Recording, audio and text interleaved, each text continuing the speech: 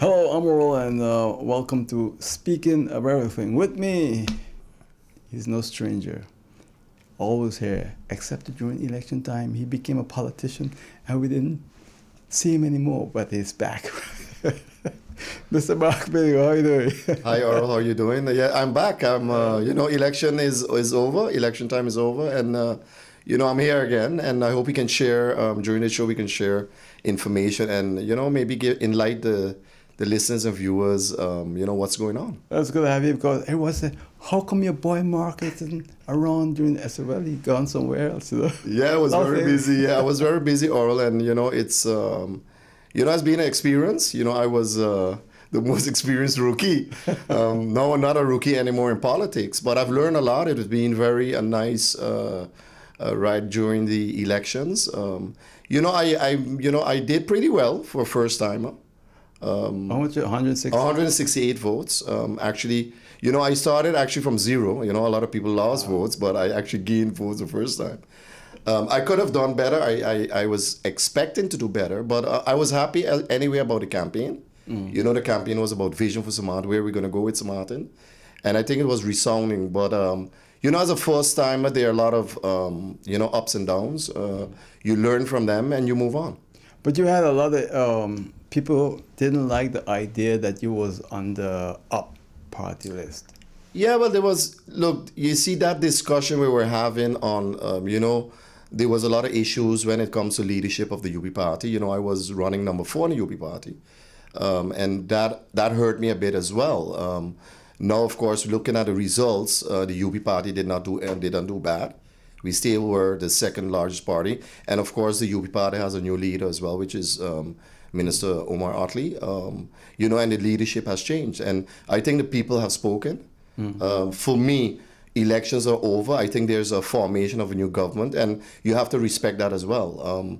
If that is there, you respect and you move on because election time is over. Could it be also that Theo got angry that he had his spot number 4 and he lost his party? Well, I worked for a while of course, with Theo, and he did some campaigning against me. But that's politics. You have internal frictions as well. That's politics, and you have to deal with that. But I do believe if so much of people campaign against Mark Mingo, I think I had a very sound message, and maybe the message was real. But end of the day with election is the amount of votes you get is what counts. Yeah. A experienced politician told me, once you get more than 150 votes the first time around, you're a real player in the political field. So this is not the last time you're going to hear about Mark Mingo. Vision for St. Martin is there to stay.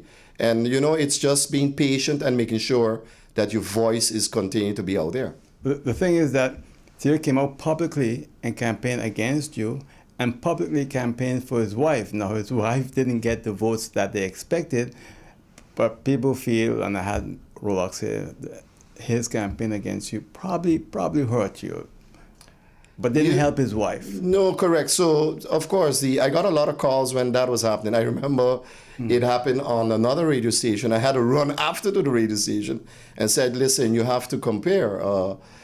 He's going through his share of things. And, things were said about me that I would not be good for St. Martin. I think if you look at Mark Mingo's track record, if you look at the message, vision for St. Martin, we need a change on St. Martin. And, I'm not going to talk anymore because election is over. Was I disappointed that it went that way? Yes, as Mark Mingo was disappointed. But as in politics, anything can happen in politics. Yeah, I know a lot of people have also been saying that he was upset because of you is why he's going to prison because you cut a deal with the prosecutor. I was a snitch. That was on the road. I was a snitch, actually. No, look, my case has nothing to do with his case. I think his case, it was another gentleman, a Dutch gentleman. I'm not going to call his name. I don't want to talk too much on that. He was a crown witness. So I don't even know the reason why they called my name. Maybe they was afraid of the message. Maybe they was afraid that, I really want to change for St. Martin. And that's politics. I leave it to that. At least I wanted you to clarify that people hear from you what the real story is. Yeah, so that's a real story. And should I react on it, yes or no? Look, I'm not going to react on things. I think when you look today, it's reality. I'm here in your studio, and the gentleman has to serve his time. I mean, That is how it is. Then don't blame me. I mean, if something happens in life, it's your responsibility. Don't blame anyone else. I think for people like myself and you who knew him very well, and you look at what has happened over the years, it's kind of sad though, knowing how close you and him worked together. It's sad and it's hurtful. But on the other hand, it's politics. And I look at it, it's a disappointment, but I learn as I move forward. As you said, it's the first run I did. I've learned a lot how politics works, the ins and outs. Certain things you don't even want to talk about. But as I said, I'm here to stay. And that is for me a learning curve. And look, you get disappointments, but you have to move on. You have to move on. What surprised you most on the campaign trail? What was surprising, don't forget, Oral, I went through my stuff as well. I had to come from a long way. I was, basically 5 years I was silent. So I had to come out a year before elections with Vision of Samarti, with a message. I did a lot of, not only radio shows, I did a lot of podcasts, a lot of stuff on social media as well. But I think what is very important is when I start going out in the communities, if you see how the people are hurting out there, they seem to lose what is really important for the future of St. Martin. Why? They're hurting so much that everything is desired on Oral is short term. I mean, if you can't pay your rent or you can't pay, for example, GB. GB was one of the hottest stories on the campaign trail. The people are not going to worry about a message if it's vision for St. Martin, direction and everything. Because if you look at economic activity, for example, because economics and business was one of my main targets as well, my communication targets, to get people more involved in business, like how you have activities in Cincinnati, etc. The people feel that they never get a chance to be part of that business. And that is reality in the communities as well. They felt left out, they felt forgotten. And that is one of the reasons you have a new formation of government today. You have the so-called 2x4 government, but you can also see out of there is a real split in voters as well. There's different angles, but they wanted a change. They wanted a change. You also had, and I had here on this program, on the other show, Oral Gives Live, Mr. Olivier Arundel, and he even made comments about you also. I know, I looked at the show as well. He's very outspoken. He's very critical. He has his opinion about everyone. That's his opinion. He said he has a right to have opinion according to human rights, etc. I see differently. If you talk about someone and you talk about whatever you say about that person, you still need to make sure, verify that it's the truth. We've moved away from Oral, you're a person like that, you're a person with a lot of integrity. When you talk about someone, there must be a degree of truth, and that it's true, you can prove it. You still need that. And we've moved away from that to being more of a gossip and insulting type of messaging. And you know how people is. St. Martin people are not the easiest people to deal with. We all love Millie, because I even look at his when he talks, and it's like more of an entertainment type of thing, but still you hurt people. You hurt people by saying hurtful things about people, and that I don't agree with that. I don't agree with insulting people, and you get very deep down, and before you call somebody a thief, you have to have proof before you do that. I'm not that type of person. So have you ever met him, spoke with him? Yes, I know him. I speak with him, and he can voice his opinion, but I do believe that when you basically say things about people, you still must have proof on what you say, because it's a small community. Everything you put today on social media is internationally, and you hurt people.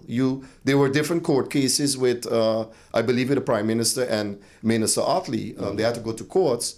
But as we speak today, I do believe there are more important things at hand, is to make sure to get St. Martin out of the hole. Government needs to focus on getting St. Martin back on track. And this distracts government, because social media is a powerful tool. But at the same time, government does a lot to hurt people. I can tell you from my own experience, over 23 years, just to get a broadcast radio station license. I can sometimes see where he's coming from. And a lot of people can see sometimes where he's coming from, where You have a government who attacks its people, try to destroy you, make sure you don't make it in business, and everyone else can come from outside and do well. That's hurtful. And so, in effect, he's probably just lashing back at all the things that have been done to. If I had to do what he did, okay, and I don't think he suffered half as much as I suffered on this island. And I can tell you it's painful. And for a lot of people, because I can listen to people and I hear what they're telling me. He was in this program for the seventh time. And people said to me, well, he was very polite, very calm compared to other places. And because we have that mutual respect.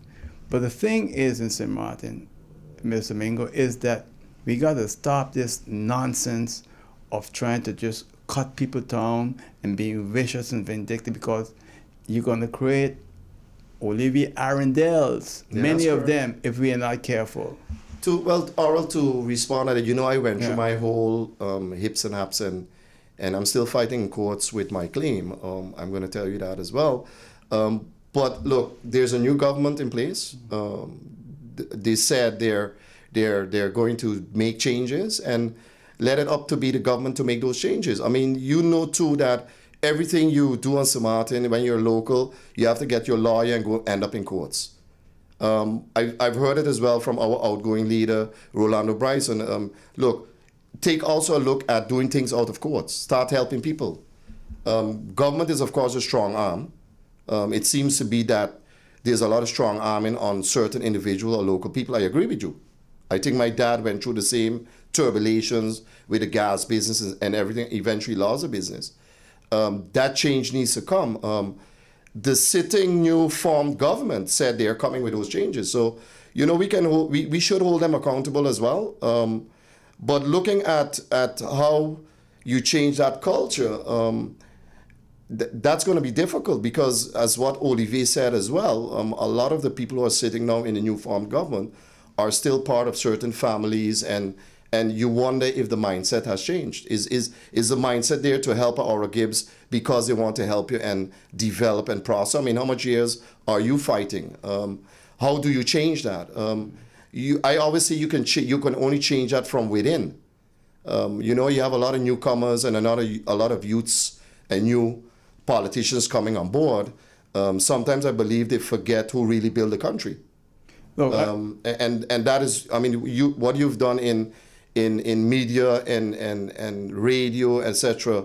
You're icon there, but they don't really respect that. They don't really respect that. Well, they don't respect that because they can't control me, and I'm my own man. And when you're your own man in St. Martin, you become a problem to a lot of people and the establishment. And I realized that. I have to say this though, you was CEO of the Port of St. Martin, and you really surround yourself with a lot of local people. You didn't surround yourself with outsiders. And I must add, the other gentleman now, Mr. Gomes, is doing the same thing. I got to commend you first because you first started that. I can't think, and I wish other companies in St. Martin will continue that trend that's currently still at the Port of St. Martin. So all what we've been through, Oral, for me to respond. Did I say too much there? No, you didn't say too much. I mean, I was even proud that was Icon of the Seas was in a few weeks ago. I was proud of that because I can remember that's Oasis class ship. I can remember when we built that second pier, I was on the first Oasis ship, which is in that class, to come to that pier. I actually was on the ship with Mr. Heiliger. And we were docking on the pier. I was there with you. So when I saw Icon of the Seas, I was a bit jealous that I wasn't there, but I was actually proud that the ship docked at the pier. So yes, I do believe that the port, I've always held that we should hire our locals first. I remember I hired a lot of people. They didn't always have the credentials, from the diplomas from school, but they can always add on to that during work in progress. You got work experience. There are examples which, of course, during the election hurt me. And a great example is, of course, the issues you had at the airport and Talem, not only Talem, GB as well, the three other government-owned companies. That one of my focus areas is to restructure government-owned companies. Yeah. And yes, of course, the harbor is a very stable company and has a right blueprint to further develop the government-owned companies. And don't tell me that government-owned companies can't be the shining stars of St. Martin. No, There are a lot of yeah. local people working there, but right now, as you see, there's a lot of struggles going on, for sure in GB and Talem, and you heard the saga of Talem that they have to get rid of a huge amount of people working there because of the revenue decline. But this is the third time they're doing it. Yeah. So I always said, and during the election as well, we talk about transparency within government-owned companies. Very simple. I don't want to use that word enough. You just have to be open and communicate what's going on with the business of government-owned companies. I've always been transparent about both. Some say yes, some say no. But if you look today at what has transpired, it's locals running the port. I do believe in that formula. Yeah. What I would like to see is that locals only don't look at government-owned jobs, government jobs, but they also look at getting into the private sector. And that's where you come in, or what you said, they don't get enough of support when it comes to developing their business locally. But it used to be like that because, look, I was a duty manager at Mullet Bay. When I was at Mullet Bay was run by all local people from the top to the bottom.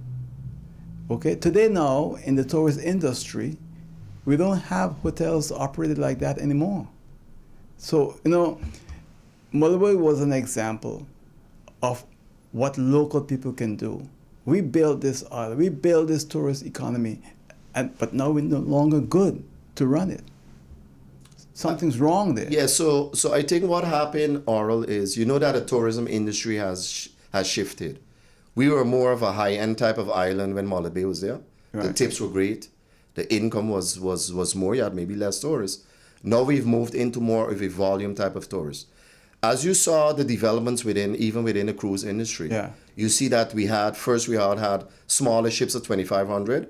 There wasn't much to do on the ship. So people used to come off and do a lot of things on the island, spend their money.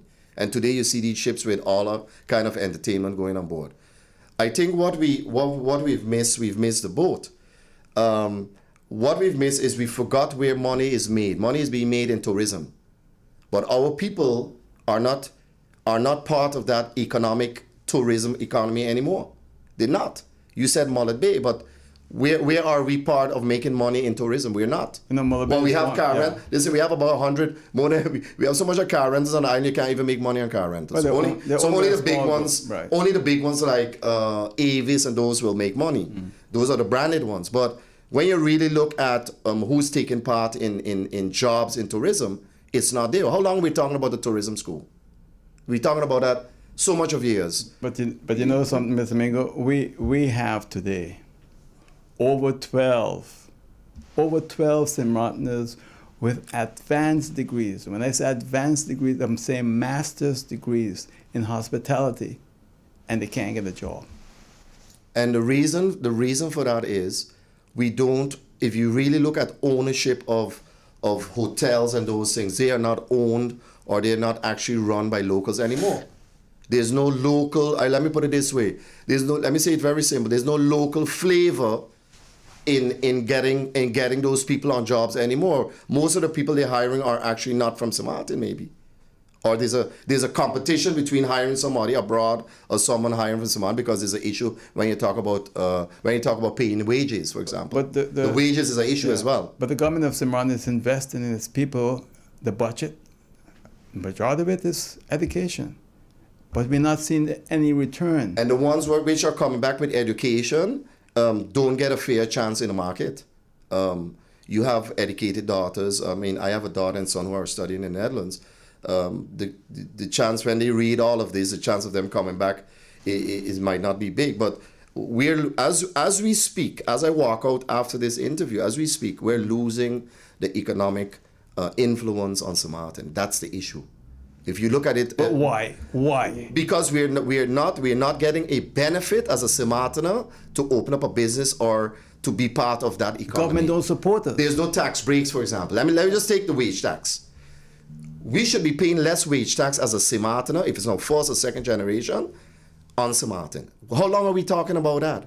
We have not made any changes. So instead of paying a 30% on a normal average wage, you should maybe pay 10%. Well, But we haven't made one change in that structure. Not one change. We're talking about it for the last 10 years or last 20 years. But again, there's new government information, and let's see if those changes are going to happen. It didn't happen in the last 4 years. Well, we've been speaking about tax reform for umpteen years. And then this is typical St. Martin. You hear there was a IT company got to revamp the whole tax system and they end up in courts. Everything we do in St. Martin, oral, we end up, something goes wrong, we end up in courts. Costs us a bunch of money, and at the end of the day, who gets shortchanged? Are the employees of government-owned companies where we lose the money, or are people need to be laid off?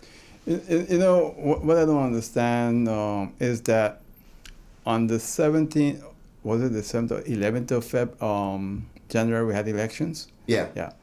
And the government of St. Martin went to the polls to get re-elected, didn't get re-elected. It was a parliamentary election. Mm-hmm. Did they go and ask all the foreigners to vote for them? I don't know. I don't think so. The foreigners can't vote. No, correct. But why the hell is it that the people who you ask to vote for you, who put you in office, you then turn around and kick them in the ass? Look, Oral, you have to be, I was a rookie in politics, but you have to also be straightforward. You see it in the US and see it in Europe. You know when you're running elections cost money. You have sponsors in elections. Right. It's about the sponsors. Let's be very, very adamant. You can't get but for example, money. My sponsors, I had some sponsors as well. I would not take money from certain sponsors. I'm going to be straightforward about you. I had options, I had other sponsors, but I did not do it because I don't want to be, when somebody sponsors, you got to be careful when somebody sponsors that there's no other thing you need to do when you get in government, that they need certain preferences. I'm not going to go into that because that's not what I'm about. Vision for St. Martin is to make the relevant changes. I didn't get enough votes the first time around, but that's okay. I did much better than many others. I did much better than others who were there for many elections already. So I'm going to build on that. But coming back to you asked me the question, why then there's so much of foreign workers, etc. there? It also has to do with the sponsors. I didn't say foreign work. I'm saying in St. Martin, the government targets local people to destroy them. It's the same local people who put them in office. Correct. And the outsiders and the foreigners, they benefit, they prosper, they get everything they want. I had a guy tell me the other day, I was kind of really pissed off because he was telling me how he got the carpet treatment to do it, set up his company and everything else. The guy's not from here, can't vote. I'm who from here, or Johnny from St. Peter's or South Ward, got to go through hell. It shouldn't be like that. And look, when I talk like this, people say, or hey, go again now. No, I'm saying St. Martin people got to come first. Read my lip. They got to come first. Every other country you come first. Why the hell is it in St. Martin that the politicians get elected and they forget about us? So, all right, I think we were talking about it even before the show a little bit. Look, there's a perception issue there. So I spoke about the sponsors. I said, listen, sponsors, most of the sponsors is the people who have money who are in the economy. Let's be honest about it. That's one. Number two, St. Martin people are not always the easiest people. But you have to deal when they're ours. St. Martin is St. Martin.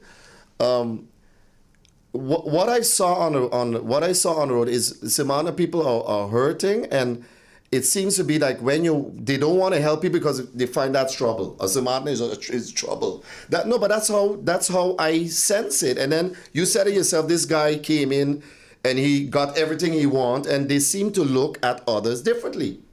That's correct. They seem to look at other people besides the St. Martin people differently, and it says that in the results of the election. When you look at the results, and then also don't forget, like, the Mingo family is not the biggest family. I can count my family members on 10 fingers. So you also have big families out there where they understand and they are supported or whatever reason.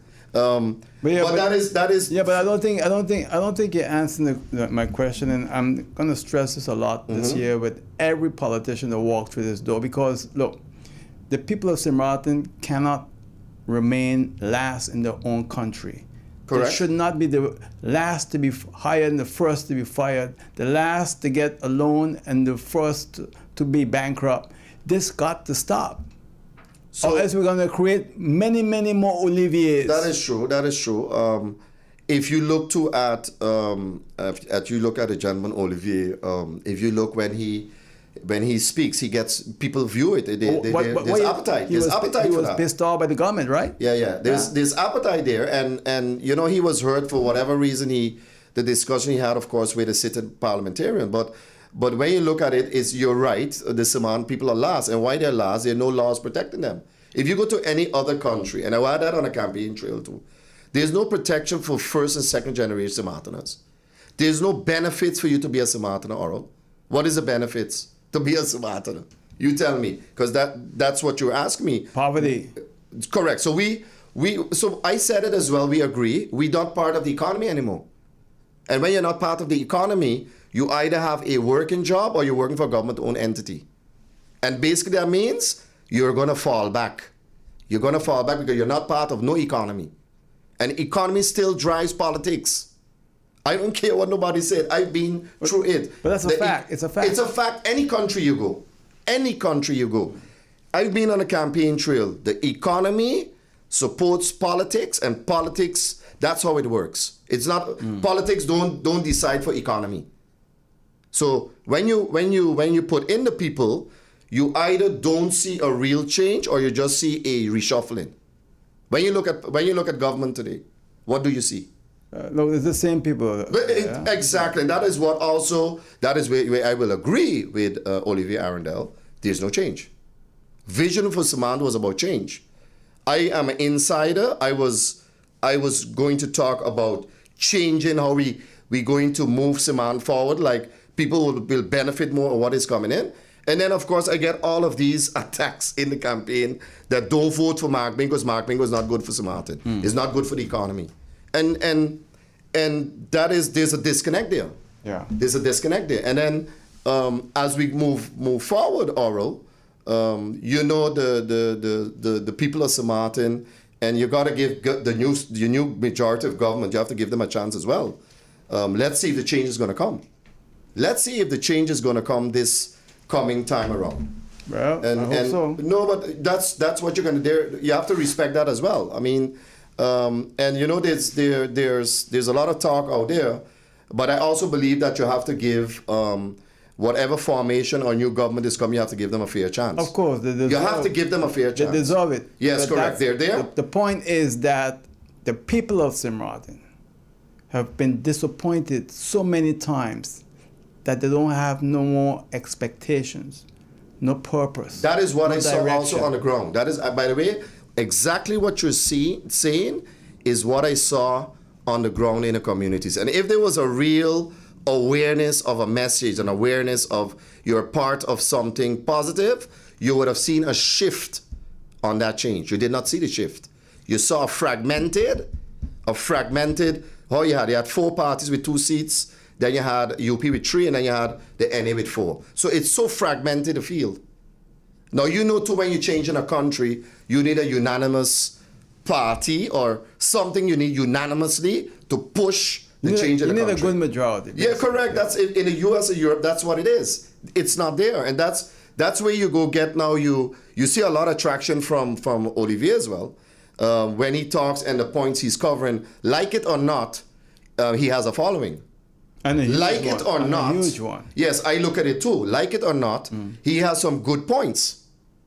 And like it or not, he wants a change.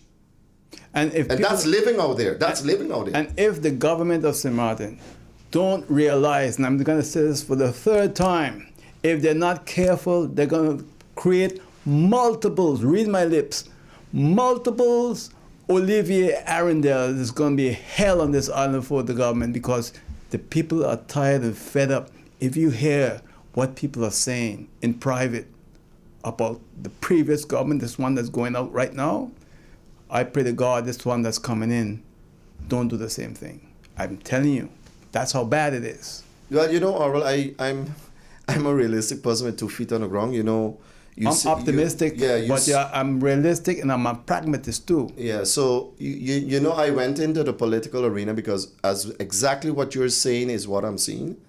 You know, certain things, you know, some people like to talk in the back and, you know, they won't be like Olivier and push it out all there. But there's a lot brewing in St. Martin. Still is. It's not getting better.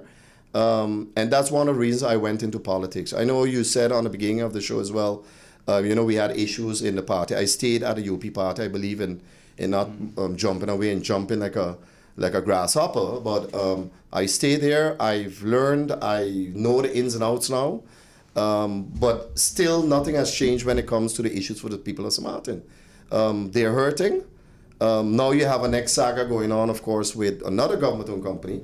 And they're really going to have to restructure the government-owned entities. They're going to have to restructure them. Mr. Mingo, I got to go to a break. Okay. When we come back, we're going to continue speaking in case you've just joined us. This is Speaking About Everything on Facebook, YouTube, and Hot 99.9 FM radio station. I'm here to speak with Mr. Mark Mingo. Mr. Mingo is St. Martin. You born in St. Martin? Born in Curacao. Oh boy, then you're not a... Then in trouble? When Olivier in trouble? No. Don't worry with that. No, born in Curacao, and when I was 5, I came to St. Martin. My family's from St. Martin. My kids are all born in St. Martin. You got nervous with it? Yeah. Anyway, so Mr. Mark Mingo is here with me, a good friend of the show, his father, the whole family. Always good having him on the program here with me. And when we come back, I got to ask you about this vision for St. Mark. I think you alluded to it, but I need to know more about it. All Okay. right? So when we come back, we will continue right here on Speaking of Everything. Please stay with us. We are vibrant, expressive, warm, and diverse.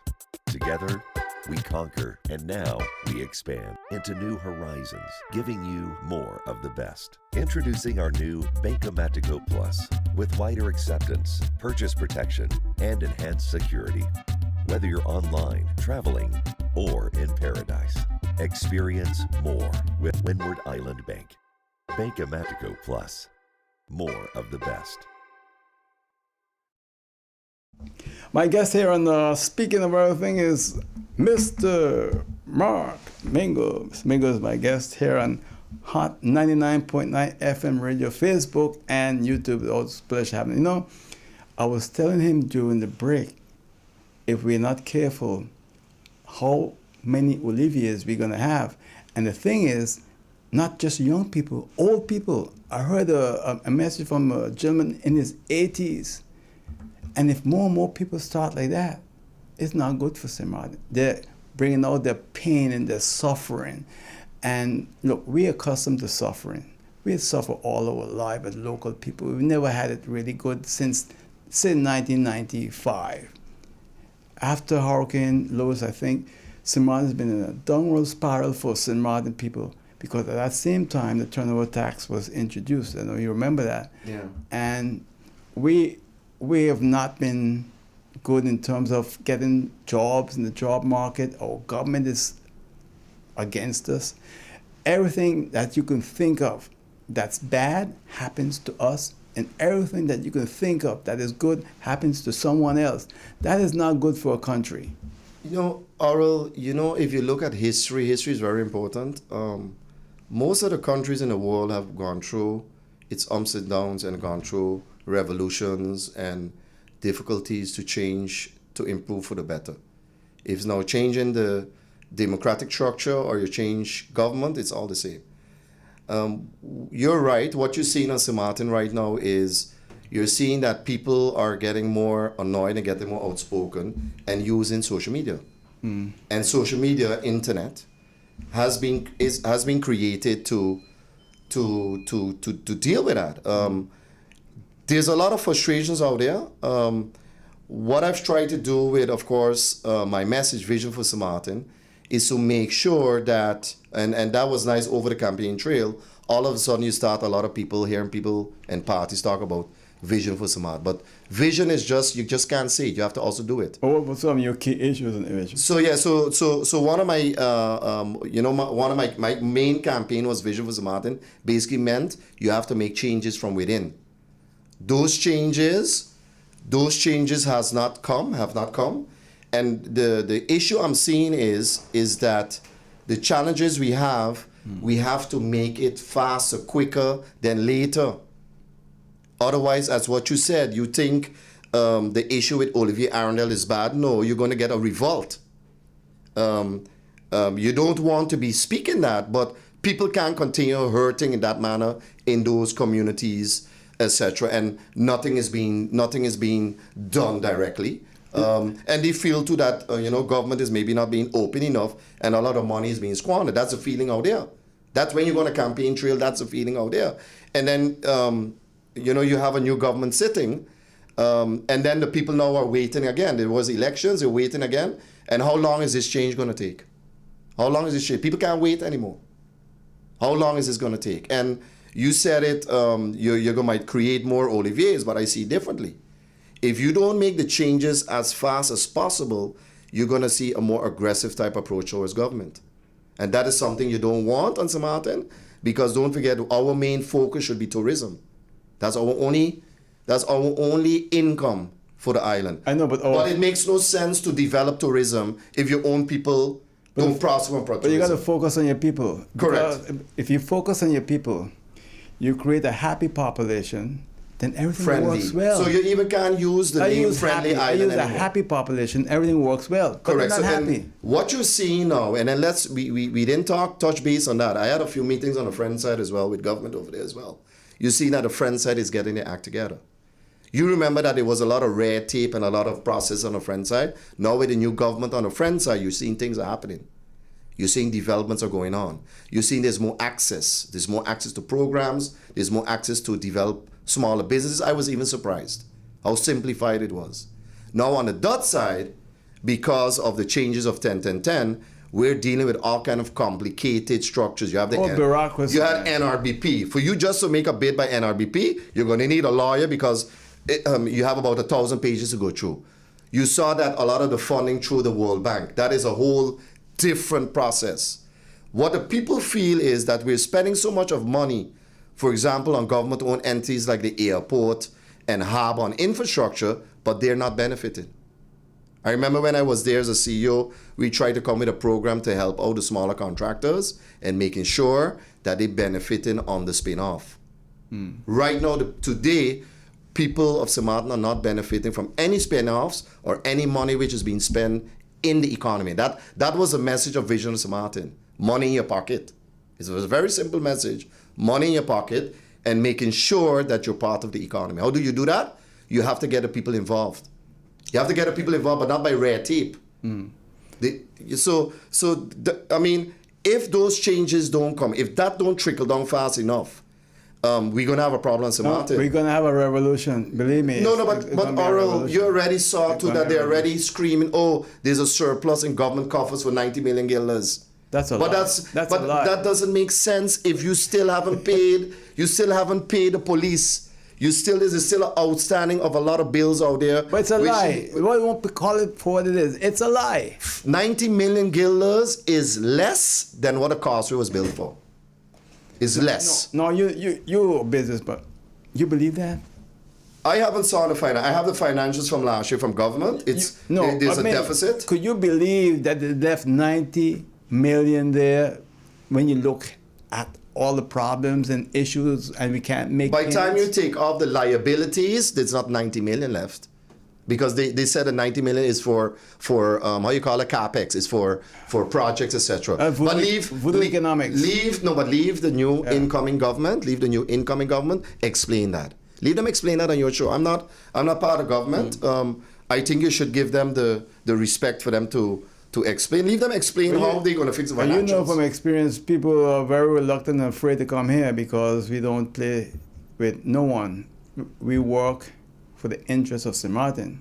So any politician come here, better make sure he come with the facts. Oral, let's be honest. You have to also, when you're in public domain, you have to be honest. You have to go to every media house or everything, and as in English, it's saying in St. Martin English, soak your blows. Because you have to communicate to the people. They avoid here. Why? Yeah. They're afraid of you. They don't need to be afraid of you. You're critical and answer the critical questions. So when we look at the vision that you have for St. Martin, is there anything else you want to share with us? No, what I would like to, first of all, I would like to thank, my supporters, my team as well. I have a team.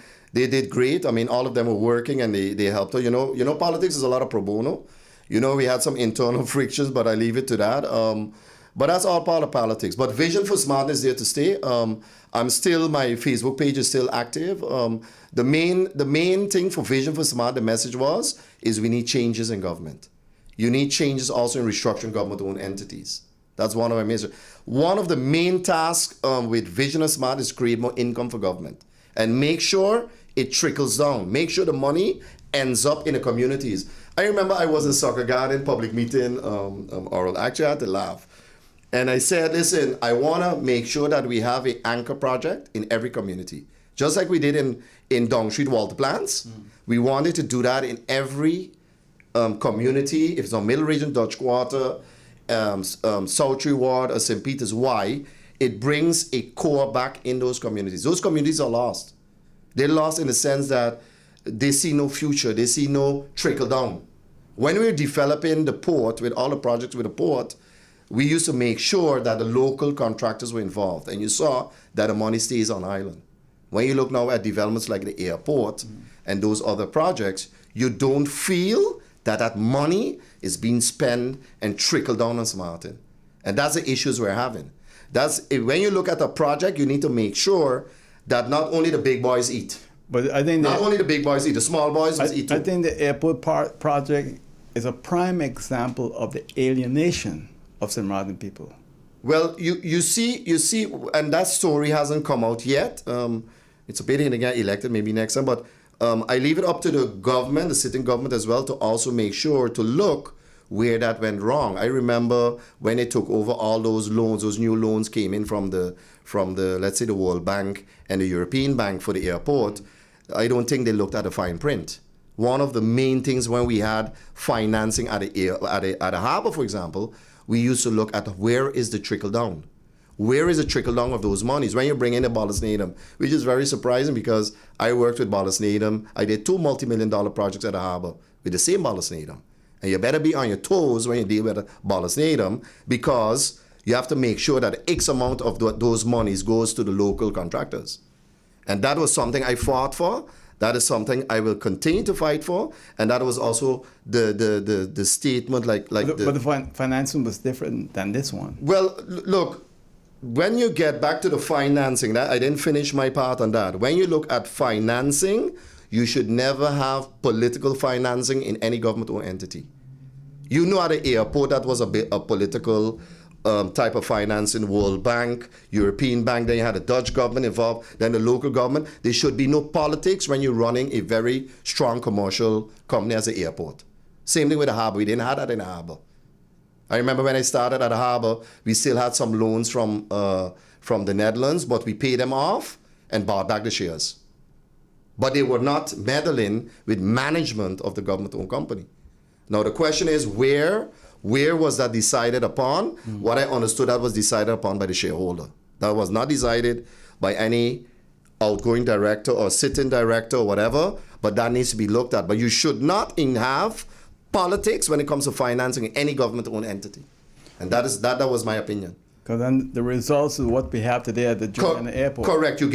What you get is a push towards a certain direction with a blind eye on the what's happening locally on the ground. Yeah, you get that's happened because you're forced in a certain direction. So you see what I'm telling you, that if you stand outside here in Simpson Bay today or early tonight, you will see so many people. You'll ask yourself, how the hell they got here? There are people you can see they're not registered, that they just came to this island from all over the world, and you ask yourself, but is there room for more people while our people are stuck and suffering the way we are? And the reason why you say I bring this up so much is because I know what you've done in your commitment as a local man for local people. I want to see that all over, everywhere in this island. Look, we need outside help and we need outside labor, but we cannot do it at the expense of our own people. Look, I've been a CEO of the port for about 17 years. We built that from scratch to the Oasis. Now you have, of course, the Icon. It's all locals in the harbor. I remember during the campaign they said, I was a bit hard on the CEO of the harbor. I said, no, I'm not hard. You have to be able to criticize, get certain criticism and listen to it and deal with it. So what you were criticizing? No, there was certain things I said maybe, and I didn't agree with the direction the port was going in, and certain people felt it was an attack on the city. That's not true. When you're a CEO, you have to be able to take criticism. You could pick up the phone and call him too. Correct. Yeah, but you know that you have a point there, but it didn't went like that. There was a question asked about how was the port and certain things like that, and it became political. But that's okay. Nothing's wrong with that. But coming back to the question, as what you're saying is, how do you get more local involvement in government-owned entities? Is very important. Who you have at the helm. You have to always have a CEO who thinks local, acts global, thinks local, acts global. But you also have to make sure that the local population, the local benefits from decision making, and that's something difficult if your own agreements, all you have, are not part of a local management, for example. If you have a lot of agreements where you need to report outside and you need to live up to certain conditions, which is the airport, let's be honest, your CFO is not from St. Martin. You have certain conditions in those contracts you have to adhere to. That was signed. You have to deal with that. But that's not the way you run. That's not the way you run a government-owned entity. But who hired the CFO? Who hired the CFO is CEO and the board. Well, the board usually hires the CFO. The board, the board decides that. But they're also man people. So then you have on the board. I always was against that. You have certain. I believe there's certain board members are from the same Schiphol group on the board. I don't believe in that. When you look at a track record of myself running the harbor, it should all be local. We have enough people who are capable locally. But you also have to fight to put a local. But don't you think that your brother should have stood up and put his foot down and said, "Hey, look, hold it here, man"? Well, they said I lost a lot of votes because of certain decisions at the airport. I mean, that could be true or not true. I do believe that there could have been looking more at the structure of the airport, which would benefit locals. Don't forget that the structure at the airport is 2 board of directors and 2 companies. You actually have 2 CEOs and 2 board of directors. You have a holding company and you have an operating company. You know what we did at the port? Because we had the same type of clashing going on. We merge it. We have to eliminate it. Yeah. You have one line of command. And the line of command is very simple. Shareholder, board of directors, and CEO. And the CEO, I'm going to be honest with you, if the CEO doesn't live up to what the shareholder wants, the shareholder can do anything, can send him home. It's in the articles of corporation. But you was on the board. You know how this shareholder government was. They had no balls. Yes, no, but Oral. Let's put all the if this, if that. Let's put everything aside. I do believe, and that was vision of Samat. I do believe that any CEO or any board of directors you put on a government helm or government-owned company should have a heart for St. Martin. You know why? The heart for St. Martin is mid and long-term vision. I remember the president of the central bank, Mr. Trump, when we got a refinancing for the harbor, $150 million. In his speech said the reason he's given the financing to the harbor because he believes in the vision of management. He believes in the vision of Mark Mingo. And at that time, he always told me, he said, Mark, Mingo, always keep your eye out on mid to long-term vision. If you don't, you're going to lose control of your development. What happened to St. Martin? We always short-minded. We all did things the short way, and now you end up paying the price because now you have to make drastic changes on St. Martin.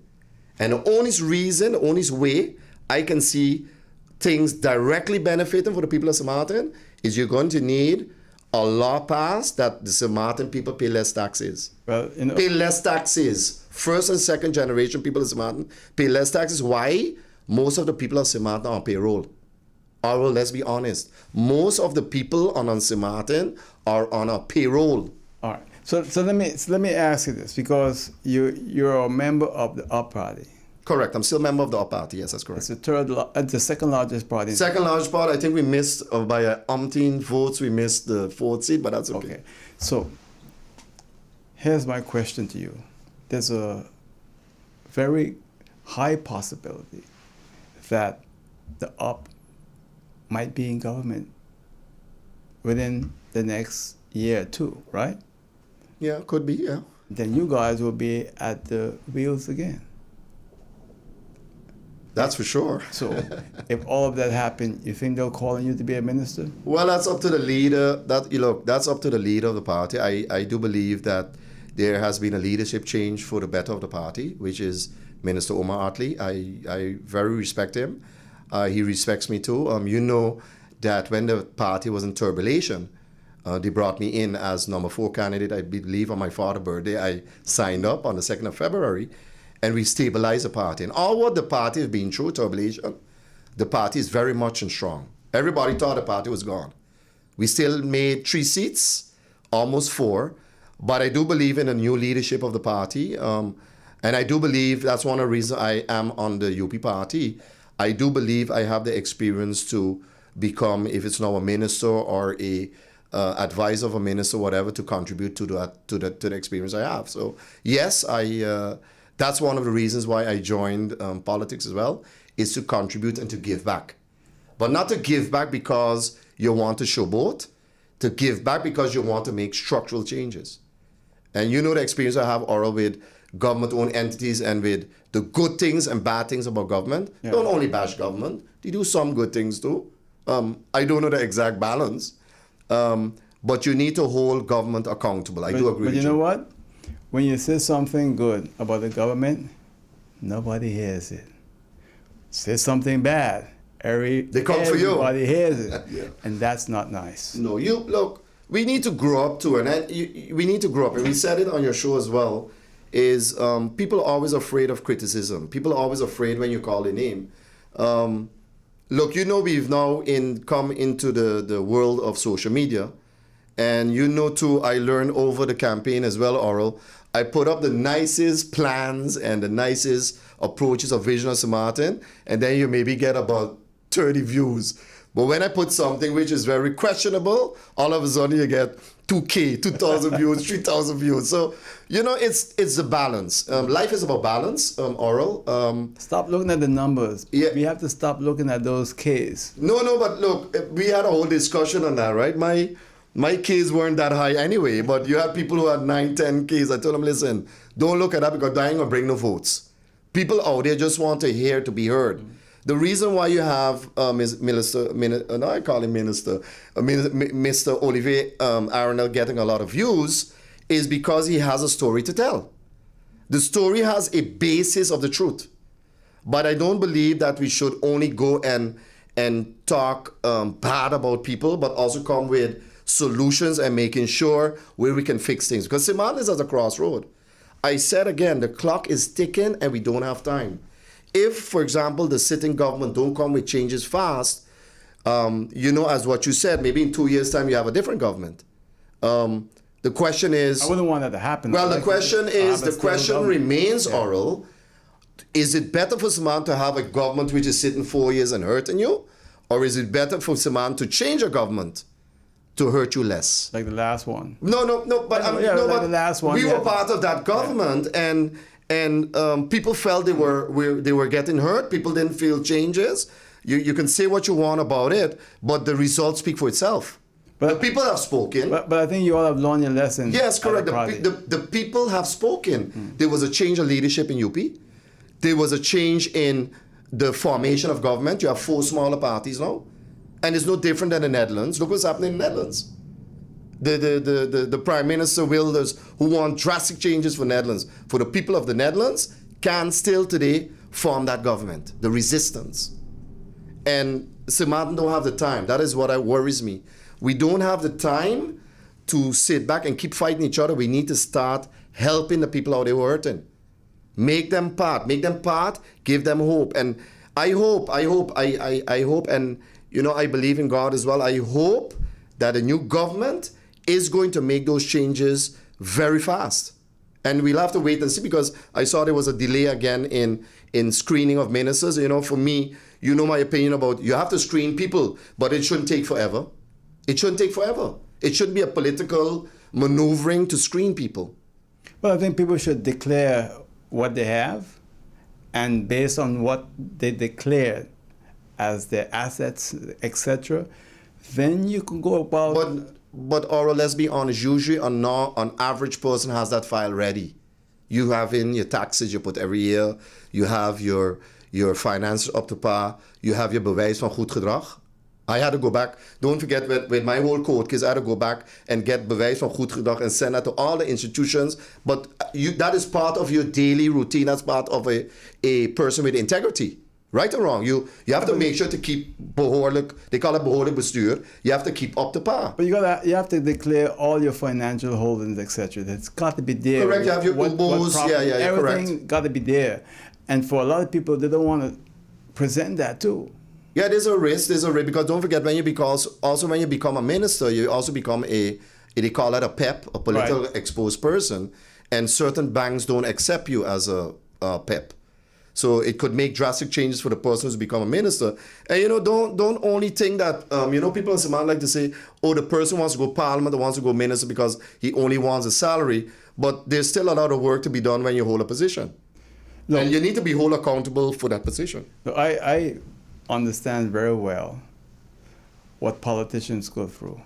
Ministers and members, especially ministers, the work is not 24 hours. It's 25 hours a day. It's every day of the week, every hour of the day. It's not easy. I know that. Okay, I've worked around them. Even in the old system, I know how it is. But having said that, you should never feel that you're so better than the people who put you there, that during your time as a minister now, you're arrogantly going about hiding in your fancy car and pretending they don't exist. Because every time, sometimes 4 years, sometimes 2 years, they come back with the power to massively remove you. And our people can't understand that. I've seen so many people come here, sit in the chair where you're sitting. I've said to them privately too, you're going to change. And they say, not me, I ain't going to change. Guess what? They change. Yeah, so, but all right, I like the way you say that. I questioned that yesterday when I was driving on the road. I don't have those dark tinted glasses on my car. I don't mind people see me. I think there's still ministers hiding behind tinted glass. I don't listen to old ministers, and in the older days, or we didn't have that like that. You used to be walking, or you used to be seen. What's wrong with that? Nothing's wrong with that unless you're hiding something. Look, I'm gonna give every minister a Volkswagen to drive. Yeah. You know, I said that jokingly because Claude used to drive a little old Beetle. Man, drive a hybrid Toyota. I drive a Toyota Corolla. What's wrong with that? I drive a Toyota Corolla. The gas is cheap and there's no maintenance. So, it's, or look, you said it right. Be very careful because people are very impatient. The voters are very impatient. Before you know it, you either have new elections or you have a different government. You know that, Oral, because times have changed. Times have changed. And then I've asked again the question, are you better off with a government who sat 4 years, which you had not been treated as you should be treated, or you're better off when you have a change in government every 2 years or whatever change is there? Because that's democracy as well. Yeah. That's democracy as well. And that is that I noticed that's a struggle people are having. That's a struggle people are having. And it's a bit of sad because you mentioned Mullet Bay. We always reminisce on the old good days, and then we're hearing change is going to come, better days are coming. If you even can do the small things, for example, giving a benefit on wage tax for the local Samant who have a salary, if you can't even do that, if you can't even fix, for example, the issues at government-owned entities. Of the Mary Lawrence School still in shambles. So what are you going to do then? What I understood is hope on the way. There's going to be a reconstruction of Marie Laurent. That's good news. There's also going to be, because I got some more inside information, of course, there's also going to be a reconstruction of the library, but it's taking too long. Things are taking too long. You remember we had an issue with the traffic in Sinsabay. We built the causeway within 5 years. It's needed. Well, they want to build more prisons. No, that's... Well, that's a total different process. Again, there you see that there's now a UN up in charge of building the prison, and then you see all kind of foreign companies from Uruguay or Paraguay or South American companies bidding, and they're winning the bids to build our prison. I don't believe... You know what I was saying to you? Yeah, so I don't believe... Listen, I've been in detention for 22 days. I know how the prison looks inside. Okay, I've been there for 22 days when they held me in detention. I don't think a priority is to spend a bunch of millions of dollars on a prison. I think there are more priorities in fixing what needs to be fixed. For example, you said it. The Marie Laurent School. I had a plan with Vision of Samat is to move all of those students who are going to Milton Peters or to the schools in St. Peter's area, move them out and put them in the outer areas in those schools. Why? You have to reduce traffic. I don't know if you saw the traffic lately. Oh, it's terrible. I came down once from, it was I think 4 o'clock. I was in the traffic down Maho to go to Phillipsburg. If you have one meeting over the hill, your whole day gone. Yeah. So that is oral. You know, I like to share. I glad to. I don't know how much time we have, but I like to share what has happened, what is happening out there. It's been a learning curve for me. I've learned a lot about people out there as well, how their lives are, and what is really going on out there. And it's not easy. And again, you have to also respect the as I said several times already, you have to respect the new formation, the new government. You have to give them a chance. As they promise, they're going to make the necessary changes, and we'll wait and see. We'll wait and see. So you're going to be walk with a 2x4? No. You have to use 2x4 to build roofs and those things. No. No, it's look, you politics is also having fun, Oral. It's not only the issues and fixing the issues, and you gotta have fun at this as well. And if they call it the 2x4 government, so be it. I know people are talking about termites as well. I prefer to see steel. You know, steel you can't break, you can't do anything with it. You know. I one of my hobbies is welding as well, so I like metals, and you know, I'm not a. I don't believe in saying 2x4 when you talk with termites. That's something differently. But no, you have to have fun at it as well. Give the new forming government a chance. I know most of the players, and I think they mean well. Well, you know, look, the people of St. Martin want and deserves better, period, from every government, you know, and we have to be careful looking at, oh, this person voted for this person. No. If a person voted for up and you know it, but you're in government and you're not up, you got to take care of them because they're St. Martin people. Yeah, they're our people. And you know, Oral, to add about St. Martin people, and maybe this is as well not only to the CEO to have, but to other CEOs of governmental entities or whatever entity you're working for. Listen, try to understand St. Martin people. They're not the most easiest people to deal with, but when you get them on your side, they're on your side. But you have to spend time with people. We don't like to spend time with each other because it's always either nagging or they have a complaint. Take your time and listen to the person. Listen to the issues. You're all over the place, but listen to the issues of those people out there working. And that has changed me even more. I was a people's person already, but that even has changed me more to listen to people and see really what they want. And most of the people out there, Oral, I'll be straightforward to you, it is not only about money. They just want hope. They want their issues to be dealt with. They want to be able to live every month and stop worrying about a GB bill or paying their rent or whatever. Don't forget, we're talking about St. Martin's paying rent. Don't forget, most of the time in our days, or your days, good old days for St. Martin days, people used to own their own home and rent out a little apartment for extra income. But people still doing it. They're still doing it, but that group has gotten smaller. Yeah. You're seeing it. I see a lot of my friends, certain people I know, they're struggling to find an apartment. They only have $500 to pay for the apartment. But just to get a little apartment, 1-bedroom apartment is $450.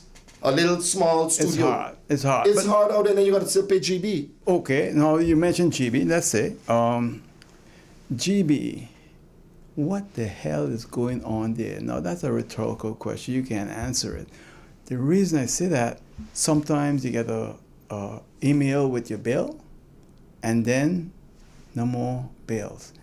I can tell you, in this business, since they had that issue with the ransomware attack, we've only received 2 emails with bills. One in November of last year, of 2023, and nothing. That was the last one. You'll get 15 bills soon. So, you know, you ask yourself, if you start to send out bills by email, why you stop?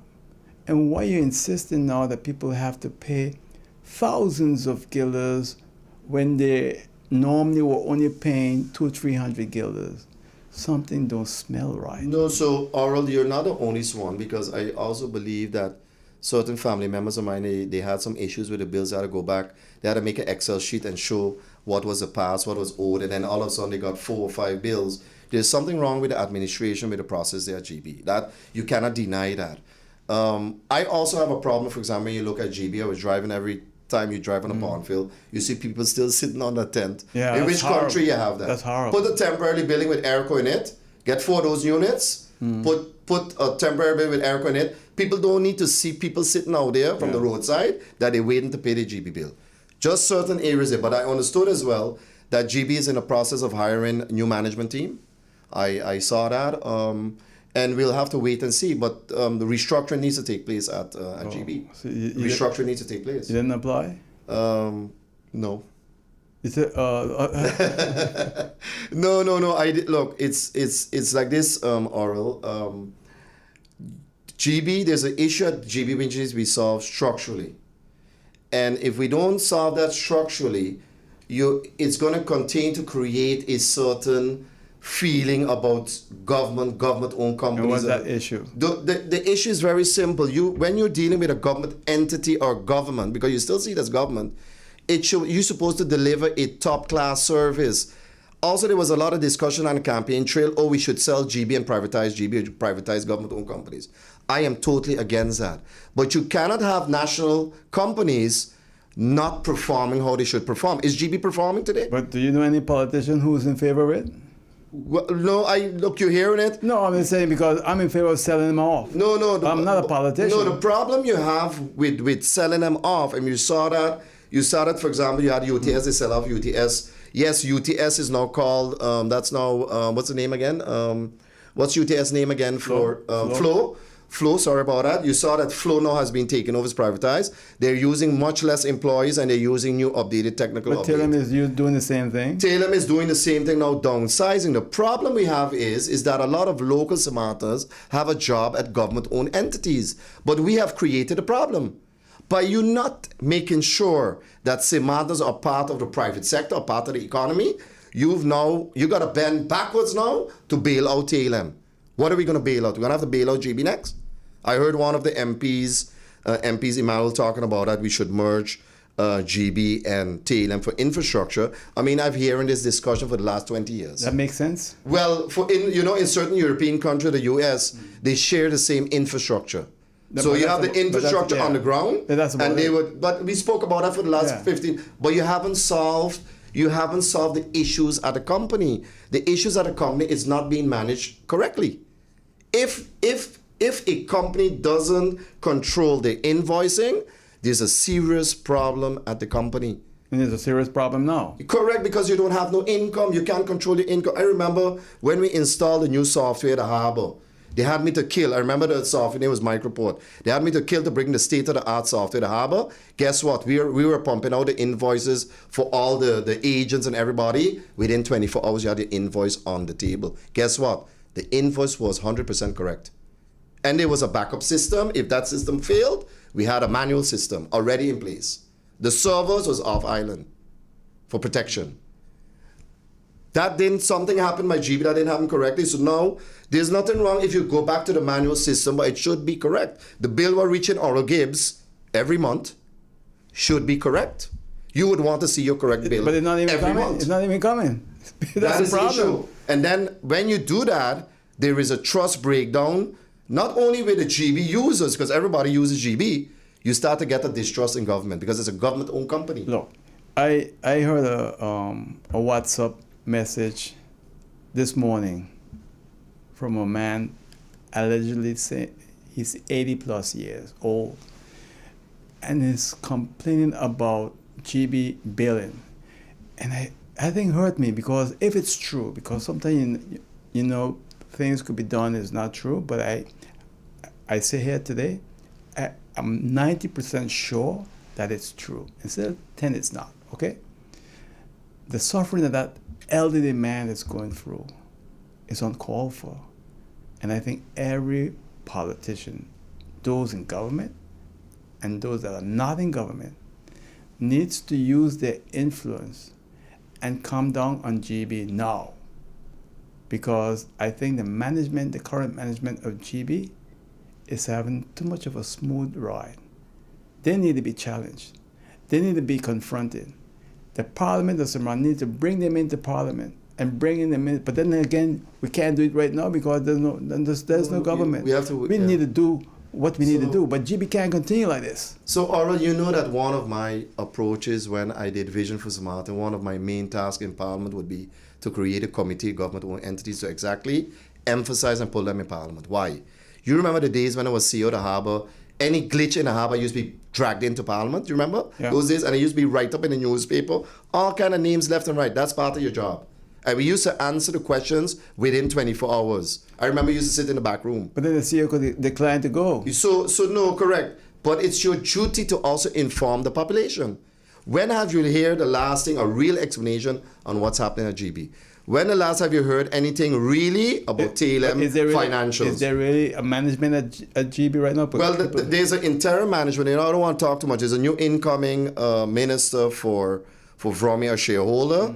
They have to decide that. They have to do, if they want to talk of experience or assistance anyway, I'm willing to help there as well. But there's no communication. For example, even with the airport, how much money was spent at the airport with restructuring the airport, with rebuilding the airport? Because guess what? One of the most important things we haven't answered to the population of St. Martin as yet, if St. Martin is making $100 million out of tourism, just give you an example. We're making $100 million off of tourism, and we're spending $200 million to keep the infrastructure up for tourism. Then we're losing $100 million every year. That means you're making the people of St. Martin poorer because they're not getting any contribution in their pocket. And I just have to laugh, Aura, because I had some critics out there as well that say, "Oh, he's like his father. He only like to talk over the media." Listen, I'm a communicator. End of the day, you have to communicate to the people. If the people were communicating or government's communicating 25% of I was communicating, I think the people would be more informed. The people you want have to that. be informed. Yeah, they want that. And you've been critical to me on your show. I never stray away from criticism. Never. And I will continue to be in a voice out there. Coming as we move forward, you're going to be hearing more about me, about Vision for St. Martin. I'm someone here to stay.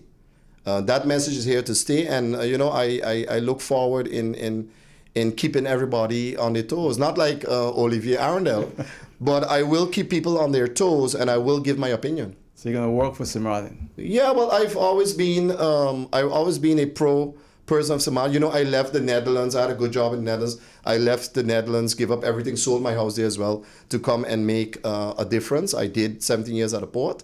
And I will continue to make the difference like yourself, Mr. Gibbs. Well, Mr. Mingo, I want to thank you. Wish you much success. And anything else you'd like to add? No, it was, it was good to be here. I'm just saying hello to my mom as well. She has some issues with her foot, but she was one of my main supporters during the campaign. And Mothers I remember the best. She sent me a picture, right, in the crowd. Yeah. And she was the only one sitting in the crowd, and I was speaking, and she was the only one applauding. So I want to, thank my mom, thank my family, especially as well for the support, and yourself being a beacon out there for the people who are looking for hope. And thank you again for inviting me. Well, thanks and much success. All right. Thank you, Earl. All right. And that's it for now on Speaking of Everything on Facebook, YouTube, and Hot 99.9 FM radio. See you next time. Take care. Bye.